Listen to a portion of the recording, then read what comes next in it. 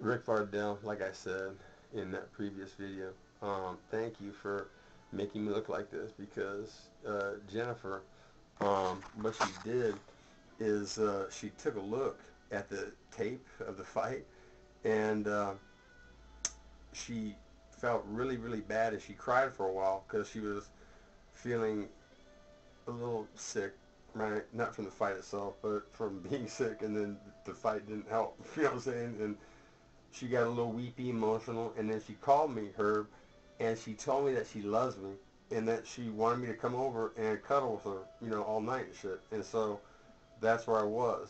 And I'll tell you what, I didn't get, I didn't get a, I'm exhausted, and I didn't take my clothes off. Okay, Kalani, have you ever seen my dog? Yes. Okay, Kalani loves to have fun. All right, she's a female. She doesn't want to fight. You know, cool. And she, Jennifer has cats, man.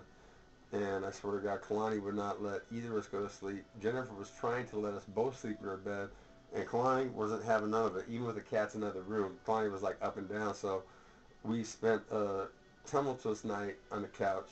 I did by myself. Kalani like in between like pretending to rest and then going and fucking with her cats. But point is, when I left Jennifer's house, she actually told me in response to this question, I said, "Girl, do you remember telling me last night that you love me?" And she said yes. And I said, "I love you too forever." And you know what? This is probably next to having my children. You know, like one of the best nights after, and I didn't even have sex. So how cool is that? To get a call from a woman that looks like that, right? And funny thing, Jennifer, Jennifer is an exquisite beauty, and I don't know how many videos of mine have you watched? Not many. Not many. Have you ever seen the one that Jennifer did where I'm sucking on the toes of a woman who has a crown on that says Miss California Cougar, okay? And Jennifer didn't like that to the point where this woman is blonde, Hmm. and so was Jennifer until she saw that. And then Jennifer called me over, and she showed me that she had gone natural. She had gone brunette, and there was a reason for that, right? To basically show me what I was missing and shit, right? Because Hmm. I told Jennifer that she was exquisite as a blonde, okay, Hmm. and that she could actually get away with it, where most women actually can't do that, can they? They gotta like stick with the color because Hmm. they can't like pass, right? Would you agree? Hmm. Okay. Jennifer's so fucking fine that she's fine either way, and she looks like Catwoman. I swear to God. And I told her that many times. And so basically, I'm exhausted her. And you know, how many guys can talk like I'm doing through all this? It's not easy to do. It's not easy to do, is it? You know. And Mm-mm. so, what I would like to do is see you work on Jamie, right? And Hmm. not tap him out on purpose because he taps everybody that he fights out on purpose. So just to give a little payback, you know. That was a joke, Jamie Har. And Jamie Har, you know what? I got love for you, homie, in a deep, non-homosexual way, very heterosexual. And I know there's a lot of jokes going around about jujitsu schools and shit, just because everybody's afraid of them, you know, and how you guys like to roll with each other and shit. And that's not coming from me, homie, because I've got to be in the same gym as you, and basically you're like a python, an anaconda, uh, a deadly constrictor. And no, Jamie Har, I'm not talking about your penis. I'm talking about the fact that Robbie Lawler didn't want none of you, and he dismantled, and I'm saying dismantled Scott Smith. Oh yeah. Tell you what, her true story. You've never heard of Scott Smith because you're more socially well adjusted, and you really don't give a fuck about cage fighting, other than the fact that I happen to be caught up in this. How would you describe what you saw, man? Describe. Can you describe Rick Vardell just for a second without taking your mind off what you're doing? Um, 280 pounds of muscle. I mean, like it was almost like a caricature out of a fucking movie, It was almost like something had come alive out of Batman and shit, you know, right? Mm-hmm. I mean, Rick Vardell. Let me see how much time I have, Rick. Oh, you know what, homie? We're doing good on this one, man. We got 10 minutes of fun, okay? I mean, the reason why I want to do so many videos here is because what her is doing is absolute magic, okay? And wow, that right there is enough to make me think twice about it. You know what I'm saying? And so I can't really wow. Anyhow, Herb Akers is magic, okay?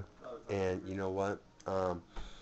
He's literally the best that I've ever seen in Notre Dame, and I had access to the best that you had to offer, man. A lot of that naproxen. Oh yeah, I became addicted. I mean, I was fucking people up, and then we would get sore and shit, and then they were prescribing naproxen like it was candy, and I thought, you know, naproxen, goddamn, if one is this good, um, how many fucking would it take, like 4 to make me feel perfect? And so I could be taking 4 naproxen because I figured if one was good for like a guy that was like 120 pounds and I'm 230 and shit, you know what? Fucking rationalization is a beep. Now some would say bitch, and I'm not talking female dog, but it is what it is, right? And at the end of a practice or a game, see, I got a lot of fucking like bruises in practice from putting people out of practice with concussions and shit. I did it more than once at Notre Dame, and didn't get much time on the field because, like, when it came time to make the play, Lou, the fact that the defensive line for Notre Dame wasn't already deployed at the ball, waiting for Pittsburgh to come up and try to put it in. You know, kind of like a female. So something before one. With their legs spread wide open, everybody knows they're going right up the middle, and in a potential porn movie, you know, my helmet is going to be going up your ass, Lou Holtz, with a vengeance. That is funny shit. And I got 8 minutes, homeboy. And what's the name? And check it out. 8 plus 7 is 15. So I'd rather have 8 minutes and 7 inches in my pants than an idiot's cock and have gone to the NFL, right? And made all this money and been empty and perhaps vain and conceited and thinking that I'm actually fucking special because I was born, well, actually I was kind of special, and I'm not talking in a retarded way. Most white guys, when they're behind black guys in the open field and they're running for touchdowns and shit, Alexander Hamilton, how surprised were you that this white boy tracked your ass? Yeah, dog, that's what I'm saying, man. Peace. That's what it should be, all around the planet. Oh, and while I'm being quiet because I'm not trying to be impolite too, I have Dr. Herb Akers listed in my phone as 1A, I think, so I can get to him quickly. And then Dr. Akers, comma, Herb, magic with the exclamation mark. And if I put you in my phone and it's something good, there's a reason for it. Because in his case, that sounds great, Paige. All right. He's the best I've ever seen. President Obama. Thank you. Herb Akers and what he does would make America feel so much better that it would actually decrease the national debt. Well, it really would. You. Okay, cool. You know, it really would. Isn't it true? Who can say? Well, you know what? If what you was doing was widespread, doctors would feel a pinch in their pockets, huh?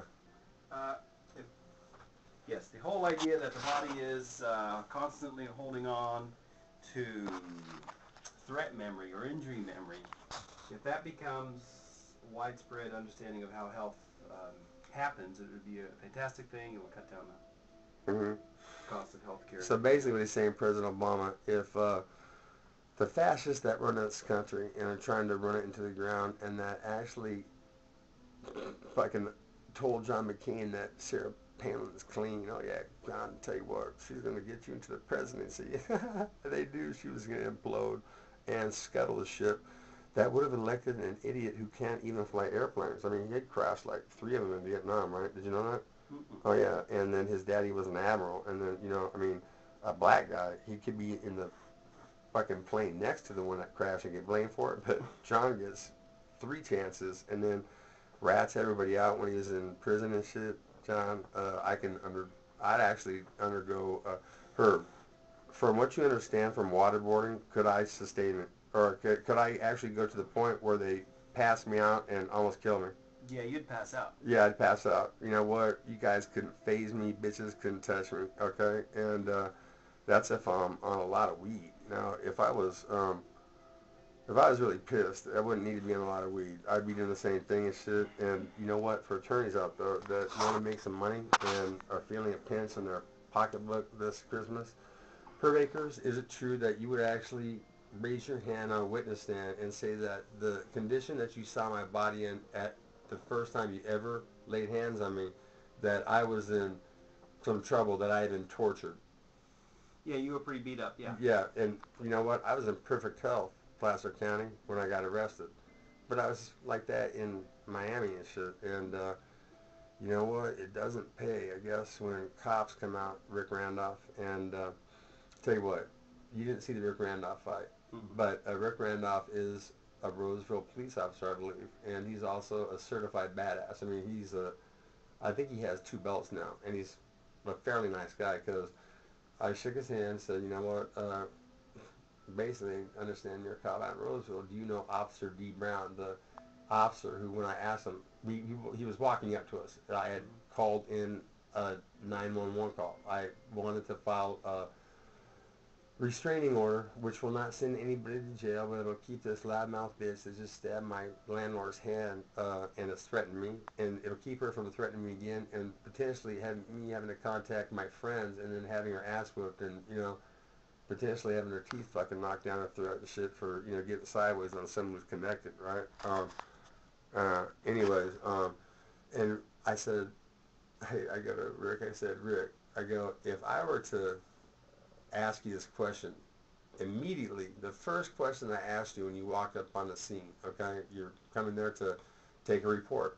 If I said, officer, if I sat on the ground right now and put my keys and my phone down and then put my hands up in the air. Now, I didn't say supplication like Jesus, hands together like I'm no threat, but I did say no threat. I said, what would your reaction be? And Rick Randolph, because he's obviously very comfortable in his masculinity, he's a badass, right? He said, I would tell you thank you, and what's next? And then I said, exactly, man. And I started to get into Officer D. Brown telling me to shut the fuck up. I'll get to you in a second. And see, when I heard that, my reaction, instead of like being polite, I was like, oh no, motherfucker, it ain't gonna go down like that. I said, this is not like some random stop where you're Johnny Law. I said, you're actually conducting yourself now in the manner of a civil servant. You're actually an employee of the government that is paid by my taxes, so you work for me, and I don't like how you're treating me. And I said, I suggest you get on your fucking phone, your walkie-talkie, or whatever it is you do, and get your boss down here and tell you how the fuck to act to the citizens, and saying, you know what, and tell you what, man, Herb Akers, isn't it true that they teach us that there is freedom of speech in America? Mm-hmm. Okay, I'll tell you what. It's true. America, you can exercise your freedom of speech with cops anytime you want to, but let me tell you this. If you're anything but polite, if you're like Dan Quinn, clean cut, being accused of lesser mortals of being a cop and shit, and acting like Paul Newman and getting your ass kicked and shit all over America by cops, and then you're told by vagos who are supposedly notorious, okay, and they're my friends. And I'll tell you what, this is a funny story, and got pulled over by Sacramento PD, and it was for a headlight that's out, and at the very end of the very pleasant ordeal, I had a cop telling me, Stevia, Pure H2O, I'm a fan, can I take a picture with you and shit? And I was like, damn, if I would have been Paul Newman, right, who knows what might happen. I might have gotten rearranged to the point where her would have to get on the stand and potentially sue Sacramento instead of me extending a hand and saying, hey, you know what? Peace.